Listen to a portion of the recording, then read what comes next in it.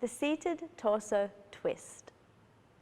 It's really important to make sure before we get started that your feet and your knees are in the right place. So, first thing first, boom, no crossed legs. This is so not good for the alignment of your hips and also for the lower back. So you want to make sure that your feet are flat on the floor if they can be, but if you're short like me, grab yourself a yoga block or two. I probably should have two here because what I want to make sure of is that my heels are under my knees and my knees are aligned with my hip bones. So at the moment it's a little narrow, so I want to make sure that I have two to get this correct, making sure that those knees are hip width apart and the heels are directly under those knees. You also want to make sure that those knees aren't falling apart or coming together. So they need to be nice and parallel. You want those toes to be flat on the floor and you want to feel the ball of your foot, the heel of your foot, and the side of your foot on the floor and your arches lifted off the floor. So important to have those feet in a good position. Mine aren't today, but we're just going to use this as an example. Place the left hand on the chair, and I'm actually sitting on this chair. I'm not on the edge like I am for some of the exercises. My butt is fully on this chair.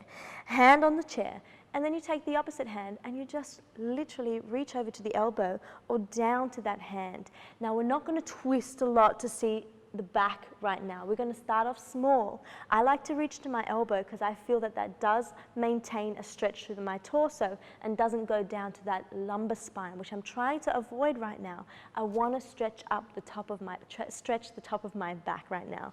So I pull towards those elbows and I release. And then I pull and I hold it for a little bit longer and I release. Now the other really important part about this stretch is to make sure that your ribs are away from your hips. Yes, yes, yes, always. Ribs away from hips, you've got that second level to get that really beautiful stretch. As soon as you allow it just to sit in, you're not going to feel the stretch at all. So you've got to be up nice and tall with that beautiful posture and give it a go. Now, as long as it feels good, feel free to come further around, as far around as you like, but try not to hold on to that chair.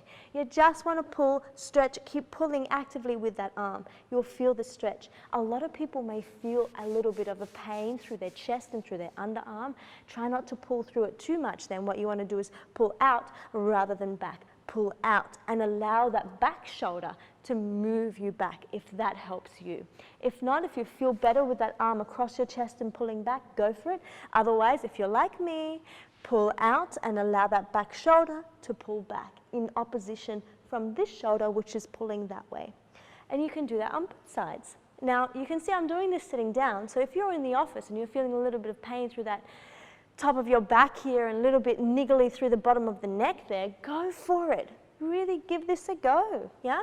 And remember, you've got those two options, pulling back if you don't feel any pain through your chest, through your underarm, or pulling forward and allowing that back shoulder to pull back to get that beautiful stretch.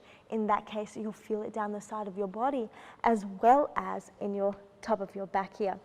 Again, we're not trying to stretch the lumbar spine as much as we're trying to stretch the back, the top of the back, as well as the sides. Remember, feet parallel, hip width apart. Knees parallel, hip width apart. Sitting on the chair, full butt on the chair. Ribs away from hips, nice and tall, shoulders down and back. Go for it.